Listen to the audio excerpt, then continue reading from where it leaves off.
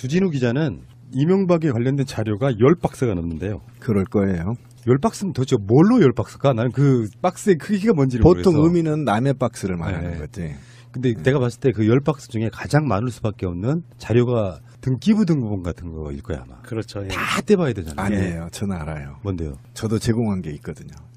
예를 들면 이런 자료예요. 제가 제보받았던 자료가 뭐냐면 컴퓨터 수리업체 직원이었는데요. 이 친구가 보수단체의 컴퓨터를 수리하던 중에 대규모 파일을 발견합니다.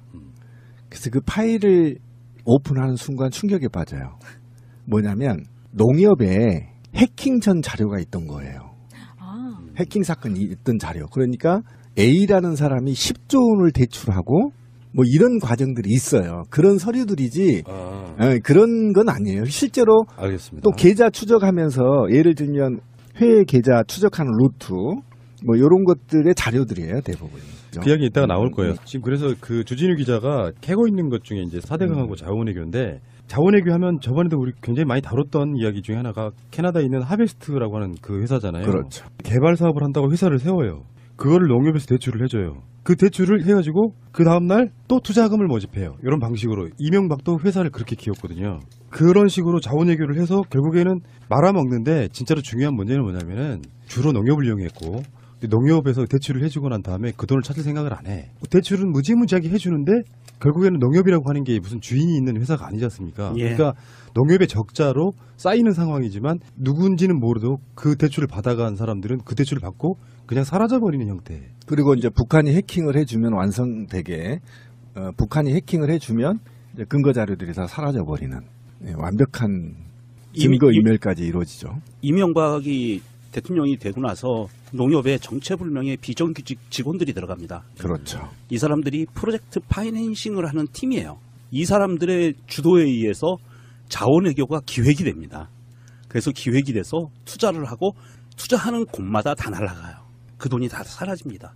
근데 주진우 기자가 추적한 바에 의하면 캐나다에 갔던 돈들은 페이퍼 컴퍼니를 통해서 조세 회피처로 사라져 있는데 그 사라진 돈들을 누군가 빼서 썼는데 그 사람들의 면면들이 제보받은 바에 의하면 이명박의 측근들이다. 근데 그 사람 중에 한 명이 저수지에 죽었어.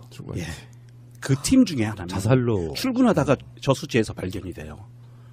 이 사람 죽을 이유가 없다. 행복하게 잘 살고 정상적으로 살았는데 억울하다. 이렇게 부인은 얘기했는데 이명박 정부에서 완전히 깔아뭉갠 거죠. 이명박과 박근혜 정부 내내 이 의문의 죽음들은 두고두고 이거 파내야 될 것 같아요. 아까 말한 지금 하베스트는요. 하베스트 같은 경우에는 정부에서요. 4조 원 넘는 돈을 보냈어요. 그렇죠. 나중에 확인해 보니까 4조 원이 들어간 회사가 겨우 20억짜리 회사였다는 거였죠. 그거는 하베스트에 대해서는 정말 지금까지 되게 많이 나왔던 건데 20억짜리 회사를 살려고 정부가 캐나다의 자원을 개발한다는 명분으로 4조 원을 쏴줬는데 결국엔 이 회사 사라졌습니다. 근데 이게 이제 법적으로 책임도 묻지 못하죠. 이게 그냥 국가 정책이기 때문에 책임을 물을 수 없다 이렇게 나왔던 얘기죠. 이게 진짜 열받는 거죠, 이게. 근데 이제 이 돈이 주진우 아까 저수지라고 얘기했던 게 아까 말씀하셨던 대로 미국령에 있는 바하마 제도로 갔다는 케이맨 제도를 지나서 케이만 제도가 영국령이고요. 마지막에 돈이 이제 저수지가 바하마에 있다라는 거거든요. 바하마 군도로 가는데 미국령인데 여기가 어디에 있냐면 미국과 쿠바 사이에 있어요. 섬나라예요. 그러니까 이런데 이제 돈이 최종적으로 여기에 모여 있다라는 것이고 주진우 기자는 여기에 있는 계좌 3개를 갖고 추적을 했다라는 거예요. 이런데 이것과 관련해서 전반적으로 이 정리를 각하가 직접 미국에 가서 정리했다는 거 아닙니까? 이게 이제 핵심이에요. 꼼꼼한 새끼 진짜. 그러니까 자기 돈에 대한 그 카트 타러 가가지고 골프장에서 그때 정리한 거거든요. 그다음에 FTA 체결하기 전에 이미 자기 재산에 대한 정리가 미국과 끝났기 때문에 미국 재판부가 나서서 BBK나 각종 이명박의 재산들을 보호해주는 이런 인류 초유의 사태가 발생하게 돼버려요. 그제 왜 그 박근혜 재임 중에 콜롬비아인가 어딘가 저기 그 메르스 이후에 그렇죠. 네. 그때 왜 거기를 갔을까 찾아보니까 뭔가 연관성이 또 있었잖아. 그런 식으로 해외 순방 일정도 밀접하게 연관지어서 잡는 경우도 있고요. 그러니까 우리 방송에서도 계속 그 얘기했는데 007 가방, MB가 계속 들고 다니는 가방, 그 가방의 의혹이 그때 계속 있었었잖아요. 그리고 그 해외 순방이 자신의 돈을 숨기로 다니는 거다. 자원외교와 관련해서 이렇게 해서 의혹을 제기했는데 이게 이제 주진우 기자에 의해서 하나하나씩 밝혀져 가고 있다. 이렇게 보시면 되죠. 하베스트 이야기 같은 이제 단적인 예를 든 거예요. 막 4조 원씩 싸준다고 생각해봐요. 정부에서 200억 원짜리 사는데 한국은행에서 막 싸죠. 정부 예산으로 주는 그러니까. 거죠. 정책이니까. 하베스트를 사면서 200억 원에 샀을 수는 있지. 나머지 어디 갔냐고. 근데 그게 이명박이 결정한 거고 사실 지금 자유한국당에 있는 최경환과 밀접한 연관이 있습니다. 그럼요. 당시 그걸 처리했던 사람이 최경환 장관이었을 때예요. 그 다음에 4대강도 마찬가지예요. 4대강 최근에 들은 거는 좀 충격적인 이야기는 뭐냐면 나는 그냥 이렇게 모래 파서 나오는 그 돈 그거 띵겨먹는 것만 있는 줄 알았더니 아니더라고. 4대강이 예전에부터 4대강 사업에 대해서는 그런 이야기가 돌았어요. 4대강 사업이 있는 지역마다 이명박과 가까운 사람들이 땅을 사놨다더라. 나는 그래서 그때 이상했었거든. 뭐냐면 강변에 도로가 생기고 이런 것이 땅값이 오를 일일까 생각을 했었는데 주진우 기자에 의하면 그런 거예요. 4대강을 땅을 깊게 파는 것 자체가 모래를 퍼내서 그걸로 비용을 더 띵가먹는다 이런 것도 있겠죠. 건설사들은. 문제는 땅을 깊이 파야 배가 들어올 수 있어요. 주요 거점마다 강에 있는 항구를 만드는 거예요. 그렇죠. 예. 예전에 지금 마포 같은 경우는 휴전선이 가로막히기 전에는 마포까지 들어왔어요, 배가. 그래서 포자가 붙고 그렇지 않습니까? 예. 마포나루터라고 예. 했어요. 그러니까 그런 식으로 항구를 만들 계획이었다는 거야. 그러니까 그 항구 주변 만들어질 수 있는 그 예정지 거기에 땅을 사놓는 사람들이 이명박 측근들이라고 보는데 문제는 측근들이 사긴 샀는데 이명박이 거기다가 가압류를 걸어놔. 1,000원짜리 가압류. 왜 그렇게 했을까 생각해보면 맘대로 못 팔게. 자기가 누구한테 맡기긴 했어. 네. 그 일을 맡기긴 했는데 믿을 수가 없는 거야. 믿을 수가 없어가지고 가압류를 걸어놓은 상태로 그러니까 이명박이 땅일 가능성이 가장 높다는 거죠. 그러니까 그게 이제 다스의 김재정 이명박 처남 말하는 거예요. 그러니까 처남이 67만 평을 사들이고 처남이 살 때마다 항만공사 대형 공사들이 들어갔다는 거예요. 그러니까 4대강 얘기를 우리 방송에서도 예전에 했었는데 예를 들면 만약에 4대강이 만약에 무슨 공사 했었죠? 내륙으로 배가 지나가는 대운하 사업의 전제로 하고 그 대운하에 항이 생기는 곳의 주변에 땅을 미리 지인들이 사는 거죠. 이때 땅이 보통 4만 원에서 5만 원 정도 된단 말이에요. 그러면 이 수자원이 이 땅을 사들일 때는 적어도 20만 원, 15만 원 된단 말이에요. 그럼 이 차액만 남겨도 어마어마한 돈의 시세 차익을 그렇죠. 높일 수 있는 걸 기획했다라는 겁니다. 이제 그런 측면에서 아까 말한 대로 지인들한테 자기 돈을 넣어서 사게 하고 그다음에 거기에 가압류를 넣어서 함부로 하지 못하게끔 제동장치를 걸어놓는다는 거죠. 그러니까 이런 측면에서 봤을 때 굉장히 악질적인 국가 전체를 이게 자기 이익에 돈을 벌기 위한 수단으로 활용했죠. 이게 지금 그 하나의 고리로 움직이는 게 제가 보기에는 이명박이 자원외교라는 핑계를 대고 외국으로 돈을 빼돌려서 조세 회피처로 돈이 간 다음에 이 조세 회피처에 있는 돈이 검은머리 외국인의 투자 수단으로 국내에 다시 유입이 돼요. 그래서 민자고속도로, 민자터널 이런 부분들, 민자다리 이쪽으로 가고 또 부동산 투기 쪽으로 가거든요. 그러면 이 돈은 외국에서 투자한 돈이기 때문에 외국 투자 자본이라 이거는 철저하게 감시가 잘 안 돼요. 그러니까 이게 계속 돌고 도는 순환골인 거죠. 아마 그렇게 4대강에도 아마 많이 돈이 들어왔을 거고요. 외국 자본으로 해서 이런 것을 좀 근본적인 뿌리를 좀 한번 캐야 될 것 같아요. 주진우 기자가 이거 해놓은 거를 국가 권력이 이제 나서야죠. 기존의 미디어들이 거의 안 다루는 거예요. 금지하고 있는 금기시 여기는 거죠. 그러니까 지금 이명박이 걸려 있는 건 이건 사람이 할 수 있는 모든 악행은 다 뿌리고 다니고 있는 거죠. 사실상 대한민국을 망치게 만든 근본인. 그러니까 부정선거와 관련되어 있는 국정원 이야기도 있고요. 그 다음에 자원외교는 말할 것도 없고 4대강도 마찬가지고 이따가 이야기 나오겠습니다만 BBK 이야기도 다시 한번 더 해야 되고 악의 근원 같은 거죠. 악의 근원. 근데 여기를 사실 문재인 대통령도 굉장히 골치가 아플 수 있는 부분이라고 생각해요. 물론 그것 때문에 골치를 앓는다 이런 것보다 정치적 계산을 해야 된다고 보는 거죠. 이명박이를 쳤을 때 물론 검찰에 의해서 적법하게 하는 걸 거겠지만 쳤을 때 이게 어떤 후폭풍이든 다른 어떤 영향이든 간에 있을까 생각해 보는데 저는 그런 말씀 드리고 싶어요. 이명박이를 제대로 털어주면 문재인 대통령 지지율 95%까지 올라간다. 그렇죠. 실제로 네. 지금 이명박을 지지할 사람이 없어요. 이명박 잔당들 정도 되는 애들 또는 자유한국당에 있는 친이 받는 정당에 있는 친이지들이 정치적으로 이렇게 잠깐 무슨 뭐 비판하는 정도? 그런 정도의 역풍이 있지 국민들 입장에서는 이명박이 도둑놈인 건 다 아는 사실이잖아요. 저는 지지율하고 상관없이 이 문제는 반드시 주진우가 던진 메시지에 키워드가 있다고 봐요. 그러니까 저는 돈이 얼마 있든 저는 사실상 관심 없어요. 왜냐면 나한테는 뭔 돈이니까. 그런데 주진우가 한 말이 머리에 자꾸 떠올라요. 그러니까 뭐냐면 이명박이 그랬단 말이에요. 다음 정권은 반드시 내 손으로 창출한다.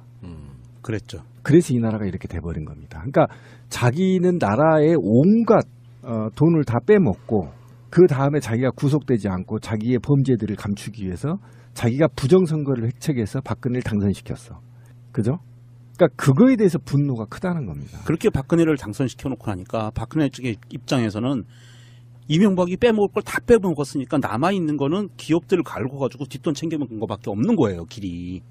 그렇게 해가지고 삼성 갈고서 말사하고 정유라 밀어주고 최순실이가 그렇게 움직인 게 이미 토목이라든지 외국을 통해서 돈 띵겨먹는 거는 이명박이가 다 완료를 시켜놨기 때문에 다시 덤빌기가 어렵고 심지어 뭐 국가를 수익 모델로 삼았다는 예. 이명박이. 그러니까 이명박이 이제 화가 우리가 나는 건 뭐냐면 그러니까 국가기관이 이명박의 재산을 증가시켜주기 위해서 총동원됐다는 거 아니에요. 그렇죠. 예. 외교부, 공간, 국정원 모두 검찰. 다 청와대, 검찰, 판사까지 예, 판사까지. 그리고 국회의원까지 예. 오로지 이명박의 재산을 증식시키기 위한 이건 용서할 수 없죠. 그러니까 권력이 무서운 게 이명박은 대통령 되기 전부터 이런 사업들을 준비해왔던 것 같아요.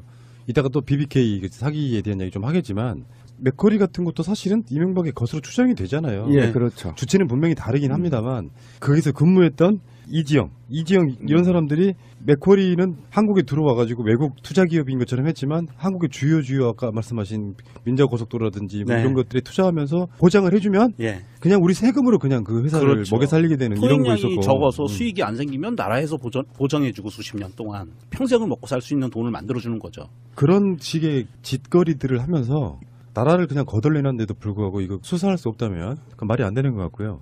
자 이제 BBK로 한번 넘어가 볼까요? 김경준 씨가 이제 석방이 되면서 불거지는 이야기이기도 하고 BBK 사건 여러분들 질문 하나 드려볼게요. 전부 다 기억하십니까? 낙검수를 통해서 BBK 사건 듣는 재미로 낙검수 처음에 들었었지. 그렇죠. 예. 저는 이틀을 잠 못 자고 기다렸어요. 아니 이거는 별천진 거예요. 그 얘기를 들으니까. 각하는 꼼꼼하시다. 그 BBK 사건에 나는 기억에 남는 게 BBK에 나오는 그 뭐 LK200 그 BBK는 별로 기억이 안 남는데 개고기 이야기는 정말 기억. 맞아. 아 진짜 쪼잔한 새끼들. 4명이 가서 혼자 2인분 시켜 처먹는다는 먹는 거. 돈이 많으면 뭐해 그 짓 하고 살면. 큰 얼개를 만들어 보면 이명박이가 김경준이를 통해 가지고 투자 회사라는 걸 만들잖아요. 그렇죠. 근데 그게 잘못돼 가지고 허가취소 같은 게 나게 돼요. 그래서 다시 다른 걸 또 만들어요. 예. 그러다가 결국엔 나중에 BBK 사건은 결정적으로 그거잖아요. 투자 받은 돈들을 주가 조작 같은 걸 통해 가지고 다 날려먹어 버린 사건이야. 예, 개미 투자자들을 완전히 거지를 만들어놨죠. 그런데 동업자였던 김경준하고 이명박 사이에 김경준이 이명박한테 줘야 될 돈 140억 원이 있었던 거죠. 예. 그 돈이 이제 여러 가지 막 복잡하게 얽히고 설키면서 하다가 결국에는 이명박이가 어떻게 풀었는지는 몰라도 미국 정부와 김경준을 잡고 있는 미국 정부와 스위스를 어떻게 풀었는지 몰라도 그 돈을 가져가게 되는 그 사건이란 말이에요. 그 가져가는 타이밍도 절묘한 게 김경준이 우리나라 교도소 안에 갇혀있던 시기였어요. 그거를 어떻게 그런데 김경준이 회사가 다스에다가 그 돈을 쏴줘요. 형무소 안에 있는데. 근데 이제 주진우 기자의 이야기는 이 과정들 복잡한 거 다시 설명하고 싶지가 않아요. 저도 설명해고 나가서 또 헷갈려. 그러니까 생각하시지 마시고 가장 중요한 핵심 LA 총영사의 검토 요청 사안이라는 게 있어요. 김경준 관련해가지고 외교부가 다스의 140억 원 회수를 위해서 움직였다는 겁니다. 총영사가 직접 움직인 거죠. 김재수 LA 총영사는 원래는 김경준이가 이명박하고 소송할 때 이명박 측 변호사였던 사람이 김재수예요. 근데 예. 이 사람을 LA 총영사로 임명해. 외교 쪽 관련자도 아닌데. 예. 김재수를 임명한 게 이게 국제 소송이잖아요. 국내 소송이 아니고 국제 소송이는데 특이한 점이 포인트가 있어요. 이 김재수가 미국 시민권자였어요. 그래서 공무원으로 임명이 안 되는 상태예요. 그런데도 불구하고 임명하고 미국 시민권을 버려요. 또 하나 청와대 안에 행정관을 또 국제 변호사 전문가를 민정수석실 내 행정관 국제 변호사를 데려다가 앉혀놓고 거기를 이제 마쿠를 통해서 자기들끼리 연결이 된 거예요. 그렇게. 근데 심지어 LA 총영사인 김재수가 다스 직원들과 함께 회의를 해요. 그게 이제 문건으로 예. 문건으로 이제 주진우가 공개를 했죠. 조 기자가 다스 회의록 해서 지금 사본을 사진을 찍어서 지금 공개가 돼 있는데 거기에 LA 총영사 김재수 이렇게 써 있어요. 그렇죠. 참석자가. 그러니까 관이 직접 주도됐다는 네. 거죠. 그러니까 아까 그걸 좀 흐름도를 다시 한번 검토를 해보면 다스의 이명박 재산으로 의심이 되는데 이것은 190억 원을 투자했다는 거 아닙니까? 그리고 이제 자회사를 해서 주가 조작을 합니다. 옵셔널 벤처스라고 해서 2000년 12월에서 2001년 11월까지 주가 조작 사건으로 했는데 투자자가 5천여 명이 피해를 봤고요. 피해 금액만 1,000억대. 네. 이죠. 그래서 이제 핵심이에요. 옵셔널 벤처스 사건이 사실은 근데 핵심인 거예요. 그 돈이 2002년도에 180억을 상당을 예치를 해요. 어디다 하냐면 크레디트 스위스 은행에 김경준 계좌에 예치를 한다. 그 돈이에요. 아까 180억이. 그러니까 그 주가 조작을 이명박이 했다고 씨발. 해가지고 그거를 피해자한테 보상해주기 위해서 180억을 은행에 예치한 게 아까 말했던 크레디트 스위스 은행에 김경준 계좌였다고. 그건 이명박 돈도 아니고 김경준 돈도 아니었다고. 피해자한테 저는 이렇게 예치된 이유는 뭐냐면 미국 영방정부 법원이 뭐라고 했냐면 이 180억 원은 김경준 것도 이명박 것도 아니고 아까 말했던 5천여 명의 피해자 것이다 라고 해서 예치금을 해놓은 거라고. 그런데 이거를 압류를 해놓은 거죠. 그래도 압류를 한 거지 쉽게 말하면. 그런데 지금 우리 아까 권 PD가 얘기한 대로 청와대 외교부가 김재수랑 등등이 이 동결을 해제해버렸다는 거예요. 그래서 이 돈을 해제해서 이 돈이 어디로? 이명박한테 다시 송금이 된 겁니다. 다시 찾아간 거죠. 이 다스로, 사건, 다스로 이 사건이 이제 그 사건인데 그런데 문제는 지금 이 미국 연방정부와 스위스 정부의 동결 조치를 이명박이 직접 해제하는데 참여했다 이렇게 보는 겁니다. 지금 주진우는.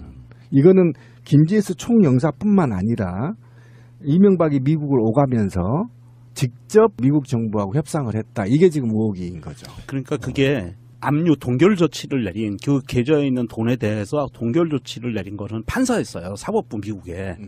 미국에 판사였는데 이 판사도 모르게 돈이 옮겨진 거예요. 그래서 이 판사가 그때 분노하고 난리가 났었는데 이거는 미국 행정부와 대한민국 행정부 사이에서 거래가 이루어진 정황이 너무 센 거죠. 이제 이 사건이 그 당시 17대 대선? 그때 사용됐던 거는 주가 조작해서 굉장히 많은 심지어 목숨을 잃은 사람도 생기는 그렇죠. 주가 조작 사건의 당사자가 무슨 대선이야. 그러면서 정동영 후보하고 이제 붙을 때 민주당이 당시 이제 그것을 공격을 하고 그게 네거티브 선거라고 했지만 그것을 정치적으로 밑에서 마무리해주는 정치인은 홍준표와 나경원이에요. 그 홍준표가 지금 자유한국당의 대표로 있는 것이고 나경원은 주어 없음 얘기했고요. 거기서 이제 뭐 그 이야기 하다가 지금 정치적으로 아직까지 제기 못하고 있는 게 정봉주 전 의원이고 그런 과정이고요. 이거는 분명히 정권이 바뀌었기 때문에 풀려야 되는 사건 중에 하나입니다. 네. 그 김경준도 지금 계속 트위터 등을 통해 가지고 계속 쓰고 본인의 있죠. 억울함을 예. 그 어눌한 한국말로 열심히 지금 고발하고 있잖아요. 예. 검찰도 저는 인지하고 있을 거라고 보거든요. 이게 문제는 그런데 이 검찰이 수사 들어가기가 애매한 게 다스라는 회사가 싱가포르로 이사 갔다 그랬잖아요. 주소지가. 이것을 염두에 본사가. 두고 그러지 않았을까요? 예. 그 사건 이후에 다스 본사가 싱가포르로 이사를 가요. 그리고 이명박의 조카도 싱가포르로 가버리고 그 당시에 국적이 바뀌었죠. 예. 그래서 이 다스라는 회사는 현대자동차에 다이렉트로 납품하는 시트 만드는 회사거든요. 그러니까 현대자동차의 모든 일감을 다 가져가는 거야 얘네들이. 그리고 주소지는 싱가포르에 있어. 그럼 우리나라 검찰이 직접 조사하기가 어렵다는 거죠. 세무당국이. 그러니까 저는 이거는 제가 볼 때는 인류 역사에서 전무후무한 사건이 될 것 같아요. 네. 미국의 재판부가 판결한 것을 일개 소국의 대통령이 풀어버려. 사대주의에 쩌든. 제가 네. 볼 때는 왜 그러면 미국 입장에서는 이명박의 아킬레스건을 잡고 있는 거거든요. 그러면 그만한 대가를 지불해야 돼. 그러면 그 지불한 미국에 대한 지불한 대가가 어디로 들어갔냐면 FTA 체결 당시에 국익 손해로 갔다는 거예요. 그러니까 FTA 체결을 엄청나게 우리가 분노했잖아요, 당시. 지금은 뭐 다르게 평가받고 있지만 당시 엄청나게 분노하는 과정이 바로 우리는 박정훈과 김종훈만 욕을 했지만 실제로 그 뒤에는 이명박이 버티고 있었고 이명박의 사익을 위해서 국익을 손해봤다는 거죠. 이게 가장 큰 문제인 거죠. 그러니까 또 FTA도 이제 뭐 한미 FTA도 참여정부 때와 이명박 정부 때가 또 다릅니다. 그러니까 완전히 그건 다르게 또 되죠. 복잡해지는 거고요. 어찌됐건 이제 중요한 건 이 사건을 두고 저는 이렇게 보는 부분이 하나 있거든요. 당시 검찰이 엄청 협조했잖아요. 예. 지금 드러나는 김기동 검사. 김기동 검사죠. 그러니까 사실 이명박을 위해서 현직 검사들이 후보일 때부터 대대적으로 움직여준 거예요. 예. 그래서 이 사건은 박근혜 최순실 국정농단이라고 하지만 보통 불렀던 게 박근혜 게이트라고 부르지 않습니까? 이명박이는 아까 말한 자원외교나 4대강이나 BBK나 이런 것들을 총 모아가지고 방산비리까지도 또 나올 거예요.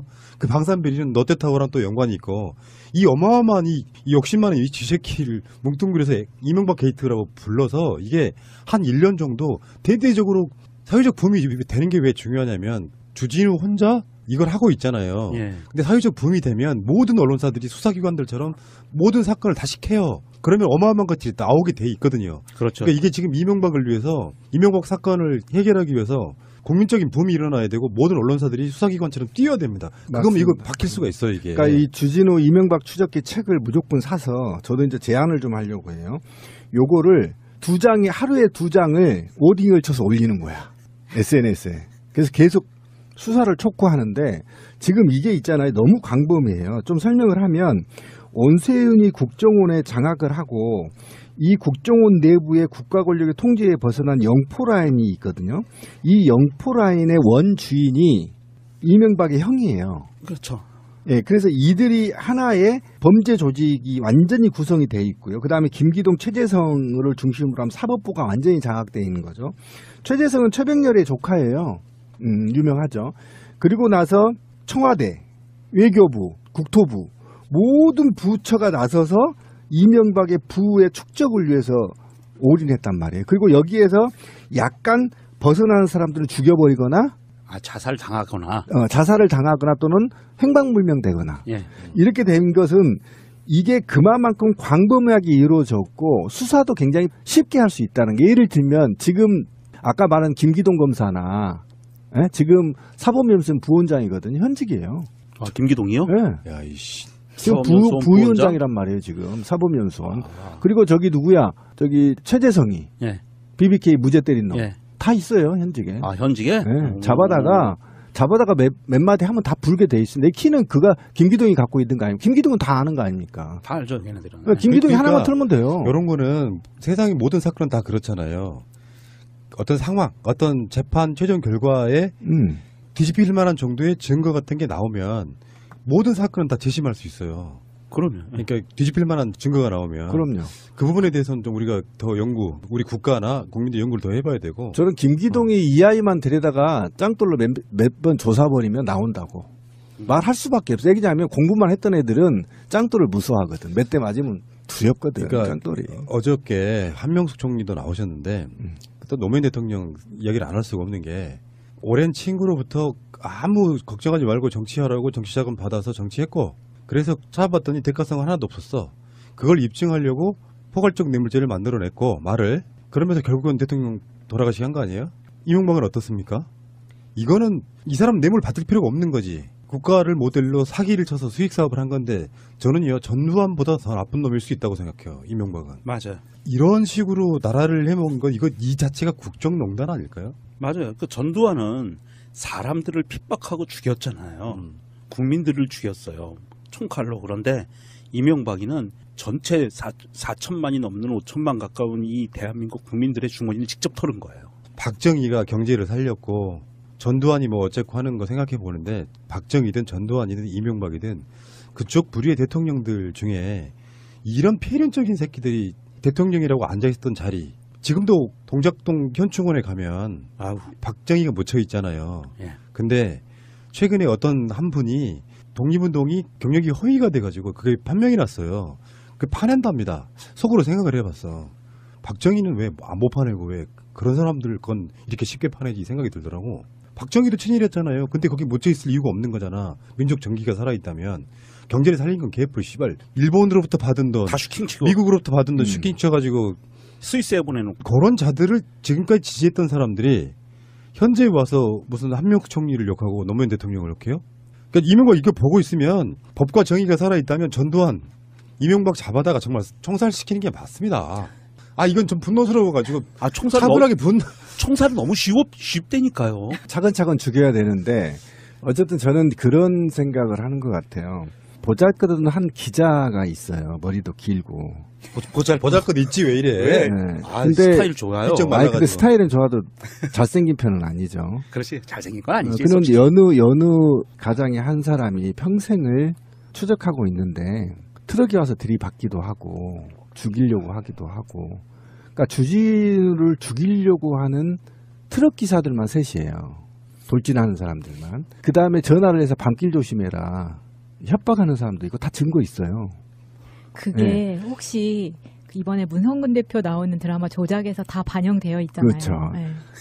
이러면서 이 죽음의 문턱을 가면서 계속 한 사람이 추적하고 있어요. 그러니까 5,200만 중에 딱 한 사람을 계속 혼자 추적하고 있어요. 근데 그 사람이 추적하는 것이 자기도 밝힌 거지만 너는 왜 이명박만 그렇게 자꾸 늘어지느냐라는 질문에 그런 얘기를 해요. 걔가 한국을 다 버려놨다는 거예요. 그래서 반드시 이명박은 박근혜를 대통령 만들었지만 본인은 반드시 이명박을 감옥에 보내는 게 끝이다. 이 문장을 완성하기 위해서는 우리가 나서야 돼. 곰피디가 얘기한 대로. 그 사람이 언제 죽을지 몰라.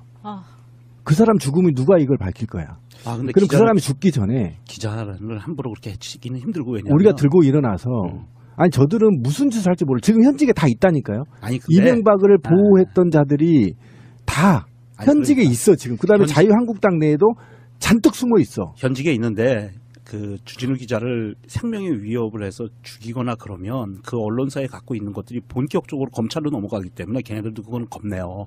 그거는 못하고 계속 협박과 핍박을 하고 그냥 그 사람 기죽이려고 그러는 그러니까 제가 거지. 하고 싶은 건 뭐냐면 이명박을 잡아들이는 것은 적폐의 70을 잡아들이는 거다. 맞아요. 그렇죠. 예, 맞습니다. 제가 아까 분명히 말했 난 돈 관심 없어. 원래 돈에 욕심 없는 놈이니까. 근데 얘가 부정선거를 통해서 박근혜를 당선시켰다는 게 저는 핵심이에요. 그러니까 이명박이 원조예요. 원조. 예. 얘만 잡아들이면 돼요. 바로 잡아다가 짱돌로 조사서 뼈 없는 닭발 만들어야 된다.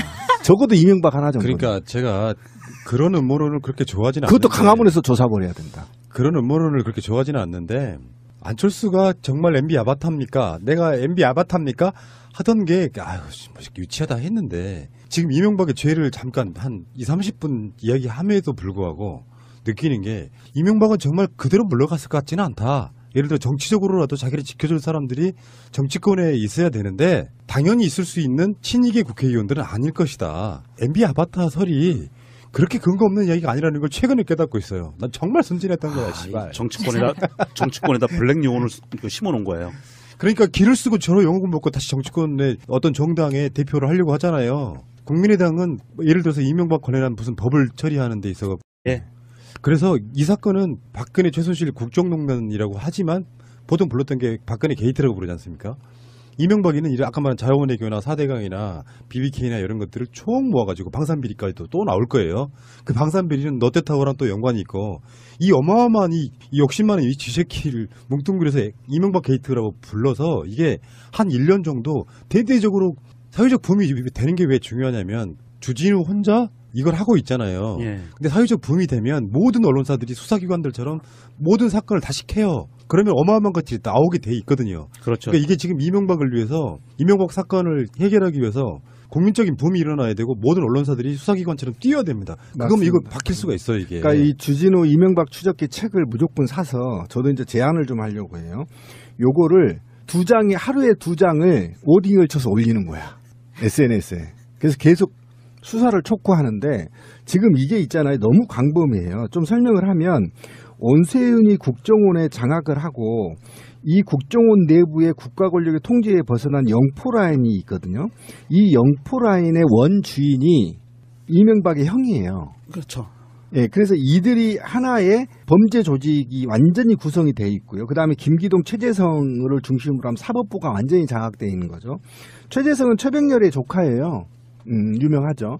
그리고 나서 청와대, 외교부, 국토부 모든 부처가 나서서 이명박의 부의 축적을 위해서 올인했단 말이에요. 그리고 여기에서 약간 벗어나는 사람들은 죽여버리거나 자살 당하거나 자살을 당하거나 또는 행방불명되거나 예. 이렇게 된 것은 이게 그만큼 광범위하게 이루어졌고 수사도 굉장히 쉽게 할 수 있다는 게 예를 들면 지금 아까 말한 김기동 검사나 지금 사법연수원 부원장이거든요. 현직이에요. 김기동이요? 네. 야, 이씨. 지금 사법연수원 부위원장이란 말이에요. 지금 사법연수원. 그리고 저기 누구야? 저기 최재성이 예. BBK 무죄 때린 놈. 예. 다 있어요. 현직에. 현직에? 네. 잡아다가 몇 마디 하면 다 불게 돼 있어. 내 키는 그가 김기동이 갖고 있는 거 아닙니까? 김기동은 다 아는 거 아닙니까? 다 알죠, 걔네들은. 그러니까 김기동이 그러니까 하나만 틀면 돼요. 이런 거는 세상의 모든 사건은 다 그렇잖아요. 어떤 상황, 어떤 재판 최종 결과에 뒤집힐 만한 정도의 증거 같은 게 나오면 모든 사건은 다 재심할 수 있어요. 그러면. 그러니까 뒤집힐 만한 증거가 나오면 그럼요. 그 부분에 대해서는 좀 우리가 더 연구, 우리 국가나 국민들 연구를 더 해봐야 되고. 저는 김기동이 이 아이만 데려다가 짱돌로 몇 번 조사버리면 나온다고 말할 수밖에 없어요. 얘기냐면 공부만 했던 애들은 짱돌을 무서워하거든. 몇 대 맞으면 두렵거든. 그러니까 짱돌이. 어저께 한명숙 총리도 나오셨는데 또 노무현 대통령 이야기를 안 할 수가 없는 게 오랜 친구로부터 아무 걱정하지 말고 정치하라고 정치자금 받아서 정치했고 그래서 찾아봤더니 대가성 하나도 없었어. 그걸 입증하려고 포괄적 뇌물죄를 만들어냈고 말을 그러면서 결국은 대통령 돌아가시게 한 거 아니에요? 이명박은 어떻습니까? 이거는 이 사람 뇌물 받을 필요가 없는 거지. 국가를 모델로 사기를 쳐서 수익사업을 한 건데 저는요 전두환보다 더 나쁜 놈일 수 있다고 생각해요. 이명박은. 맞아요. 이런 식으로 나라를 해먹은 건 이 자체가 국정농단 아닐까요? 맞아요. 그 전두환은 사람들을 핍박하고 죽였잖아요. 국민들을 죽였어요. 총칼로. 그런데 이명박이는 전체 4천만이 넘는 5천만 가까운 이 대한민국 국민들의 주머니를 직접 털은 거예요. 박정희가 경제를 살렸고 전두환이 뭐 어쨌고 하는 거 생각해 보는데 박정희든 전두환이든 이명박이든 그쪽 부류의 대통령들 중에 이런 폐륜적인 새끼들이 대통령이라고 앉아있던 자리 지금도 동작동 현충원에 가면 박정희가 묻혀 있잖아요. 예. 근데 최근에 어떤 한 분이 독립운동이 경력이 허위가 돼가지고 그게 판명이 났어요. 그 파낸답니다. 속으로 생각을 해봤어. 박정희는 왜 못 파내고 왜 그런 사람들 건 이렇게 쉽게 파내지 생각이 들더라고. 박정희도 친일했잖아요. 근데 거기 묻혀 있을 이유가 없는 거잖아. 민족 정기가 살아있다면. 경제를 살린 건 개뿔 씨발. 일본으로부터 받은 돈, 다 슈킹치고 미국으로부터 받은 돈 슈킹 쳐가지고 스위스에 보내놓고. 그런 자들을 지금까지 지지했던 사람들이 현재 와서 무슨 한명숙 총리를 욕하고 노무현 대통령을 욕해요? 그러니까 이명박 이거 보고 있으면 법과 정의가 살아있다면 전두환, 이명박 잡아다가 정말 총살시키는 게 맞습니다. 이건 좀 분노스러워가지고 차분하게 총살은 너무 쉽다니까요. 차근차근 죽여야 되는데 어쨌든 저는 그런 생각을 하는 것 같아요. 보잘것없는 한 기자가 있어요. 머리도 길고. 보잘것 있지 왜 이래? 네. 근데 스타일 좋아요. 근데 스타일은 좋아도 잘생긴 편은 아니죠. 그렇지 잘생긴 건 아니지. 그런 여느 가장의 한 사람이 평생을 추적하고 있는데 트럭이 와서 들이받기도 하고 회의록에서 지금 사진을 찍어서 지금 공개가 되어 있는데 거기에 LA 총영사 김재수 이렇게 써 있어요. 그렇죠. 참석자가. 그러니까 관이 직접 주도됐다는 거죠. 그러니까 아까 그걸 좀 흐름도를 다시 한번 검토를 해보면 다스의 이명박 재산으로 의심이 되는데 이곳은 190억 원을 투자했다는 거 아닙니까? 그리고 이제 자회사를 해서 주가 조작을 합니다. 옵셔널 벤처스라고 해서 2000년 12월에서 2001년 11월까지 주가 조작 사건으로 했는데 투자자가 5천여 명이 피해를 봤고요. 피해 규모만 1,000억대. 이죠. 그래서 이제 핵심이에요. 옵셔널 벤처스 사건이 사실은 핵심인 근데 거예요. 그 돈이 2002년도에 180억을 상당을 예치를 해요. 어디다 하냐면 크레디트 스위스 은행에 김경준 계좌 예치를 한다. 그 돈이에요. 아까 180억이. 그러니까 그 주가 조작을 이명박이 했다고 씨발. 해가지고 그거를 피해자한테 보상해주기 위해서 180억을 은행에 예치한 게 아까 말했던 크레디트 스위스 은행에 김경준 계좌였다고. 그건 이명박 돈도 아니고 김경준 돈도 아니었다고. 피해자한테 저는 이렇게 예치된 이유는 뭐냐면 미국 영방정부 법원이 뭐라고 했냐면 이 180억 원은 김경준 것도 이명박 것도 아니고 아까 말했던 5천여 명의 피해자 것이다 라고 해서 예치금을 해놓은 거라고. 그런데 이거를 압류를 해놓은 거죠. 그런데 압류를 한 거지 쉽게 말하면. 그런데 지금 우리 아까 권 PD가 얘기한 대로 청와대 외교부가 김재수랑 등등이 이 동결을 해제해버렸다는 거예요. 그래서 이 돈을 해제해서 이 돈이 어디로 이명박한테 다시 송금이 된 겁니다. 다시 찾아간 거죠. 이 다스로, 사건, 다스로 이 사건이 이제 그 사건인데, 그런데 문제는 지금 이 미국 연방 정부와 스위스 정부의 동결 조치를 이명박이 직접 해제하는데 참여했다 이렇게 보는 겁니다. 지금 주진우는. 이거는 김지혜스 총영사뿐만 아니라 이명박이 미국을 오가면서 직접 미국 정부하고 협상을 했다. 이게 지금 의혹인 거죠. 그러니까 그게 압류 동결 조치를 내린 그 계좌에 있는 돈에 대해서 동결 조치를 내린 거는 판사였어요. 사법부 미국에. 미국에 판사였는데 이 판사도 모르게 돈이 옮겨진 거예요. 그래서 이 판사가 그때 분노하고 난리가 났었는데 이거는 미국 행정부와 대한민국 행정부 사이에서 거래가 이루어진 정황이 너무 센 거죠. 이제 이 사건이 그 당시 17대 대선 그때 사용됐던 거는 주가 조작해서 굉장히 많은 심지어 목숨을 잃은 사람도 생기는 그렇죠. 주가 조작 사건의 당사자가 무슨 대선이야. 그러면서 정동영 후보하고 이제 붙을 때 민주당이 당시 이제 그것을 공격을 하고 그게 네거티브 선거라고 했지만 그것을 정치적으로 밑에서 마무리해주는 정치인은 홍준표와 나경원이에요. 그 홍준표가 지금 자유한국당의 대표로 있는 것이고 나경원은 주어 없음 얘기했고요. 거기서 이제 뭐 그 이야기 하다가 지금 정치적으로 아직까지 제기 못하고 있는 게 정몽주 전 의원이고 그런 과정이고요. 이거는 분명히 정권이 바뀌었기 때문에 풀려야 되는 사건 중에 하나입니다. 네. 그 김경준도 지금 계속 트위터 등을 통해 가지고 계속 쓰고 본인의 있죠. 억울함을 예. 그 언론은 한국말로 열심히 지금 고발하고 있잖아요. 예. 검찰도 저는 인지하고 있을 거라고 보거든요. 이게 문제는 그런데 이 검찰이 수사 들어가기가 애매한 게 다스라는 회사가 싱가포르로 이사 갔다 그랬잖아요. 주소지가. 이것을 염두에 본사가. 두고 그러지 않았을까요? 예. 그 사건 이후에 다스 본사가 싱가포르로 이사를 가요. 그리고 이명박의 조카도 싱가포르로 가버리고 그 당시에 국적이 바뀌었죠. 예. 그래서 이 다스라는 회사는 현대자동차에 다이렉트로 납품하는 시트 만드는 회사거든요. 그러니까 현대자동차의 모든 일감을 다 가져가는 거야 얘네들이.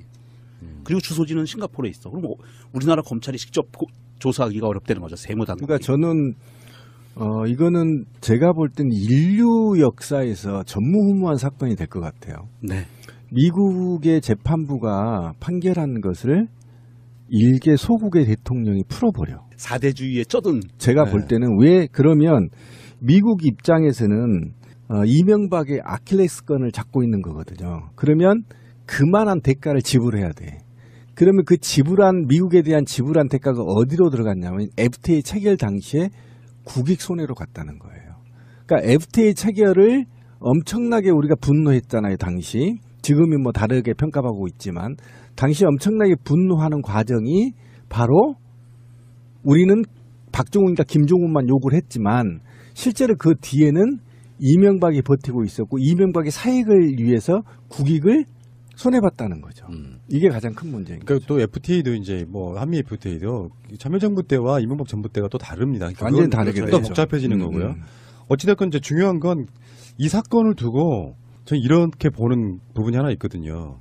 당시 검찰이 엄청 협조했잖아요. 예. 지금 드러나는 김기동 검사. 김기동 검사죠. 그러니까 사실 이명박을 위해서 현직 검사들이 후보일 때부터 대대적으로 움직여준 거예요. 인 거다 자원외교와 관련해서 이렇게 해서 의혹을 제기했는데 이게 이제 주진우 기자에 의해서 하나하나씩 밝혀져 가고 있다.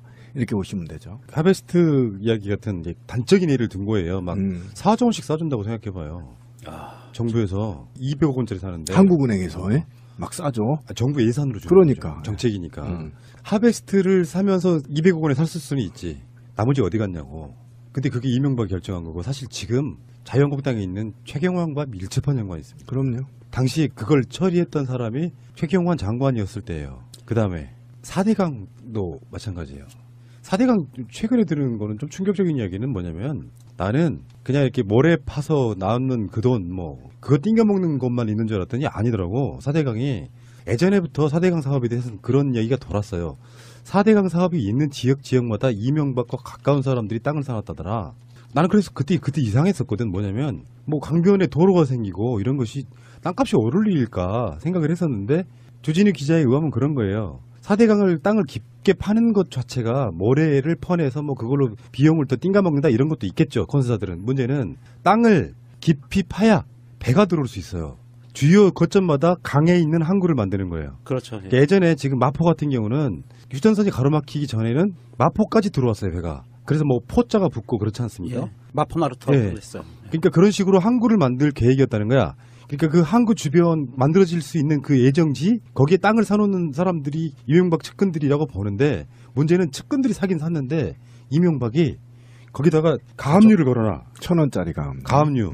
왜 그렇게 했을까 생각해보면 맘대로 못 팔게. 자기가 누구한테 맡기긴 했어. 네. 그 일을 맡기긴 했는데 믿을 수가 없는 거야. 믿을 수가 없어가지고 가압류를 걸어놓은 상태로 그러니까 이명박이 땅일 가능성이 가장 높다는 거죠. 그러니까 그게 이제 어. 다스의 김재정 이명박 처남 말하는 거예요. 그러니까 처남이 67만 평을 사들이고 처남이 살 때마다 항만공사 대형 공사들이 들어갔다는 거예요. 그러니까 4대강 얘기를 우리 방송에서도 예전에 했었는데 예를 들면 만약에 4대강이 만약에 무슨 공사 했었죠? 내륙으로 배가 지나가는 대운하.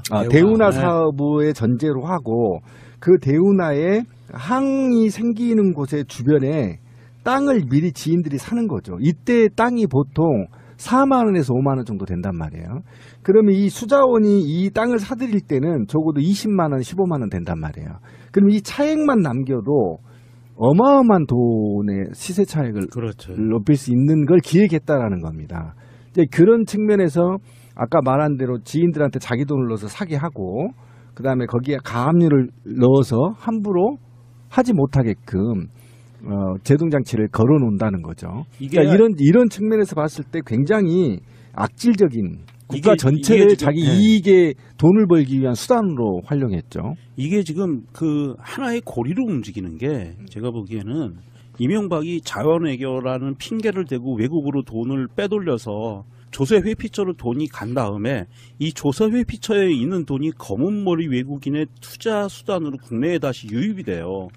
그래서 민자고속도로, 민자터널 이런 부분들, 민자다리 이쪽으로 가고 또 부동산 투기 쪽으로 가거든요. 그러면 이 돈은 외국에서 투자한 돈이기 때문에 외국 투자 자본이라 이거는 철저하게 감시가 잘 안 돼요. 그러니까 이게 계속 돌고 도는 순환골인 거죠.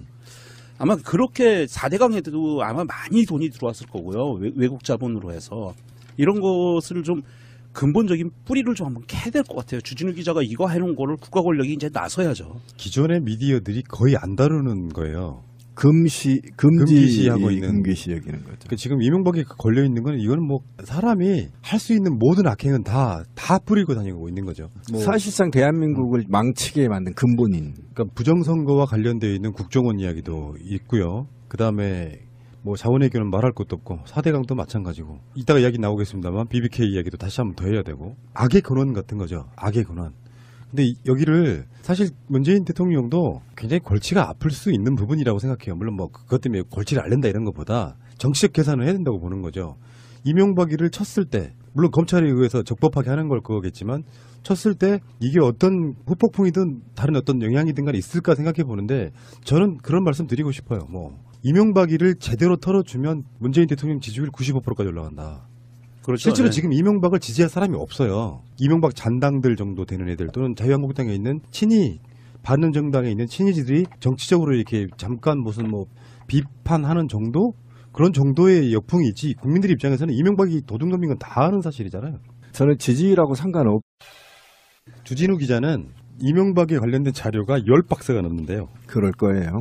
10박스면 도대체 뭘로 10박스일까? 나는 그 박스의 크기가 뭔지를 보통 모르겠어. 의미는 남의 박스를 말하는 네. 거지. 근데 내가 봤을 때 그 10박스 중에 가장 많을 수밖에 없는 자료가 등기부 등본 같은 거일 거야 아마. 그렇죠. 예. 다 떼봐야 되잖아요. 아니에요. 저는 알아요. 뭔데요? 저도 제공한 게 있거든요. 예를 들면 이런 자료예요. 제가 제보받았던 자료가 뭐냐면 컴퓨터 수리업체 직원이었는데요. 이 친구가 보수단체의 컴퓨터를 수리하던 중에 대규모 파일을 발견합니다. 그래서 그 파일을 오픈하는 순간 충격에 빠져요. 뭐냐면 농협에 해킹 전 자료가 있던 거예요. 아, 해킹 사건이 있던 자료. 그러니까 A라는 사람이 10조 원을 대출하고 뭐 이런 과정들이 있어요. 그런 서류들이지 그런 건 아니에요. 실제로 알겠습니다. 또 계좌 추적하면서 예를 들면 회계 계좌 추적하는 루트 뭐 이런 것들의 자료들이에요. 대부분. 그 이야기 이따가 나올 거예요. 지금 그래서 그 주진우 기자가 캐고 있는 것 중에 이제 4대강하고 자원외교인데 자원외교 하면 저번에도 우리 굉장히 많이 다뤘던 이야기 중에 하나가 캐나다에 있는 하베스트라고 하는 그 회사잖아요. 그렇죠. 개발 사업을 한다고 회사를 세워요. 그거를 농협에서 대출을 해줘요. 그 대출을 해가지고 그 다음날 또 투자금을 모집해요. 이런 방식으로 이명박도 회사를 그렇게 키웠거든요. 그런 식으로 자원외교를 해서 결국에는 말아먹는데 진짜로 중요한 문제는 뭐냐면은 주로 농협을 이용했고 농협에서 대출을 해주고 난 다음에 그 돈을 찾을 생각을 안 해. 대출은 무지무지하게 해주는데 결국에는 농협이라고 하는 게 무슨 주인이 있는 회사가 아니지 않습니까? 예. 그러니까 농협의 적자로 쌓이는 상황이지만 누군지는 모르도 그 대출을 받아간 사람들은 그 대출을 받고 그냥 사라져버리는 형태. 그리고 이제 북한이 해킹을 해주면 완성되게 북한이 해킹을 해주면 이제 근거 자료들이 다 사라져버리는 완벽한 증거 인멸까지 이루어지죠. 이명박이 대통령이 되고 나서 농협에 정체불명의 비정규직 직원들이 들어갑니다. 그렇죠. 이 사람들이 프로젝트 파이낸싱을 하는 팀이에요. 이 사람들의 주도에 의해서 자원외교가 기획이 됩니다. 그래서 기획이 돼서 투자를 하고 투자하는 곳마다 다 날아가요. 그 돈이 다 사라집니다. 근데 주진우 기자가 추적한 바에 의하면 캐나다에 갔던 돈들은 페이퍼 컴퍼니를 통해서 조세 회피처로 사라져 있는데 그 사라진 돈들을 누군가 빼서 썼는데 그 사람들의 면면들이 제보받은 바에 의하면 이명박의 측근들이다. 근데 그 사람 중에 한 명이 저수지에 죽었어. 예. 그 팀 중에 하나입니다. 자살로. 출근하다가 저수지에서 발견이 돼요. 이 사람 죽을 이유가 없다. 행복하게 잘 살고 정상적으로 살았는데 억울하다. 이렇게 부인은 얘기했는데 이명박 정부에서 완전히 깔아뭉갠 거죠. 이명박과 박근혜 정부 내내 이 의문의 죽음들은 두고두고 이거 파내야 될 것 같아요. 아까 말한 지금 하베스트는요. 하베스트 같은 경우에는 정부에서요 4조 원 넘는 돈을 보냈어요. 그렇죠. 나중에 확인해 보니까 4조 원이 들어간 회사가 겨우 20억짜리 회사였다는 거였죠. 그거는 하베스트에 대해서는 정말 지금까지 되게 많이 나왔던 건데 20억짜리 회사를 살려고 정부가 캐나다의 자원을 개발한다는 명분으로 4조 원을 쏴줬는데 결국엔 이 회사 사라졌습니다. 근데 이게 이제 법적으로 책임도 묻지 못하죠. 이게 그냥 국가 정책이기 때문에 책임을 물을 수 없다 이렇게 나왔던 얘기죠. 이게 진짜 열받는 거지 이게. 근데 이제 이 돈이 주진우 아까 저수지라고 얘기했던 게 아까 말씀하셨던 대로 미국령에 있는 바하마 제도로 갔다는 케이맨 제도를 지나서 케이만 제도가 영국령이고요. 마지막에 돈이 이제 저수지가 바하마에 있다라는 거거든요. 바하마 군도로 가는데 미국령인데 여기가 어디에 있냐면 미국과 쿠바 사이에 있어요. 섬나라예요. 그러니까 이런데 이제 돈이 최종적으로 여기에 모여 있다라는 것이고 주진우 기자는 여기에 있는 계좌 3개를 갖고 추적을 했다라는 거예요. 이런데 이것과 관련해서 전반적으로 이 정리를 각하가 직접 미국에 가서 정리했다는 거 아닙니까? 이게 이제 핵심이에요. 꼼꼼한 새끼 진짜. 그러니까 자기 돈에 대한 그 카트 타러 가가지고 골프장에서 그때 정리한 거거든요. 그다음에 FTA 체결하기 전에 이미 자기 재산에 대한 정리가 미국과 끝났기 때문에 미국 재판부가 나서서 BBK나 각종 이명박의 재산들을 보호해주는 이런 인류 초유의 사태가 발생하게 돼버려요. 그제 왜 그 박근혜 재임 중에 콜롬비아인가 어딘가 저기 그 메르스 이후에 그렇죠. 네. 그때 왜 거기를 갔을까 찾아보니까 뭔가 연관성이 또 있었잖아. 그런 식으로 해외 순방 일정도 밀접하게 연관지어서 잡는 경우도 있고요. 그러니까 우리 방송에서도 계속 그 얘기했는데 007 가방, MB가 계속 들고 다니는 가방, 그 가방의 의혹이 그때 계속 있었었잖아요. 그리고 그 해외 순방이 자신의 돈을 숨기로 다니는 시 이 문제는 반드시 주진우가 던진 메시지의 키워드가 있다고 봐요. 그러니까 저는 돈이 얼마 있든 저는 사실상 관심 없어요. 왜냐면 나한테는 뭔 돈이니까. 그런데 주진우가 한 말이 머리에 자꾸 떠올라요. 그러니까 뭐냐면 이명박이 그랬단 말이에요. 다음 정권은 반드시 내 손으로 창출한다. 그랬죠. 그래서 이 나라가 이렇게 돼버린 겁니다. 그러니까 자기는 나라의 온갖 돈을 다 빼먹고 그 다음에 자기가 구속되지 않고 자기의 범죄들을 감추기 위해서 자기가 부정선거를 획책해서 박근혜를 당선시켰어. 그죠? 그러니까 그거에 대해서 분노가 크다는 겁니다. 그렇게 박근혜를 당선시켜 놓고 나니까 박근혜 측의 입장에서는 이명박이 빼먹을 걸 다 빼먹었으니까 남아있는 거는 기업들을 갈고가지고 뒷돈 챙겨먹은 거밖에 없는 거예요, 길이. 그렇게 해가지고 삼성 갈고서 말사하고 정유라 밀어주고 최순실이가 그렇게 움직인 게 이미 토목이라든지 외국을 통해서 돈 띵겨먹는 거는 이명박이가 다 완료를 시켜놨기 때문에 다시 덤빌기가 어렵고 심지어 뭐 국가를 수익 모델로 삼았다는 네. 이명박이. 그러니까 이명박이 이제 화가 우리가 나는 건 뭐냐면 그러니까 국가기관이 이명박의 재산을 증가시켜주기 위해서 총동원됐다는 거 아니에요. 그렇죠. 예. 외교부, 공간, 국정원 모두 다 검찰. 청와대, 검찰, 판사까지 예, 판사까지. 그리고 국회의원까지 예. 오로지 이명박의 재산을 증식시키기 위한 이건 용서할 수 없죠. 그러니까 권력이 무서운 게 이명박은 대통령 되기 전부터 이런 사업들을 준비해왔던 것 같아요. 이따가 또 BBK 사기에 대한 얘기 좀 하겠지만 맥커리 같은 것도 사실은 이명박의 것으로 추정이 되잖아요. 예, 그렇죠. 주체는 분명히 다르긴 합니다만 거기서 근무했던 이지영 이런 사람들이 맥쿼리는 한국에 들어와가지고 외국 투자 기업인 것처럼 했지만 한국의 주요 아까 말씀하신 민자고속도로라든지 뭐 네. 이런 것들에 투자하면서 보장을 해주면 예. 그냥 우리 세금으로 그냥 그 회사를 그렇죠. 먹여 살리게 되는 이런 거 토익량이 있었고 적어서 수익이 안 생기면 나라에서 보정해주고 수십 년 동안 평생을 먹고 살 수 있는 돈을 만들어주는 거죠. 그런 식의 짓거리들을 하면서 나라를 그냥 거덜내놨는데도 불구하고 이거 수사할 수 없다면 그건 말이 안 되는 것 같고요. 자 이제 BBK로 한번 넘어가 볼까요? 김경준 씨가 이제 석방이 되면서 불거지는 이야기이기도 하고 BBK 사건 여러분들 질문 하나 드려볼게요. 전부 다 기억하십니까? 낙검수를 통해서 BBK 사건 듣는 재미로 낙검수 처음에 들었었지. 그렇죠. 예. 저는 이틀을 잠 못 자고 기다렸어요. 아니 이거는 별천진 거예요. 그 얘기를 들으니까. 각하는 꼼꼼하시다. 그 BBK 사건에 나는 기억에 남는 게 BBK에 나오는 그 뭐 LK200 그 BBK는 별로 기억이 안 남는데 개곡 이야기는 정말 기억. 맞아.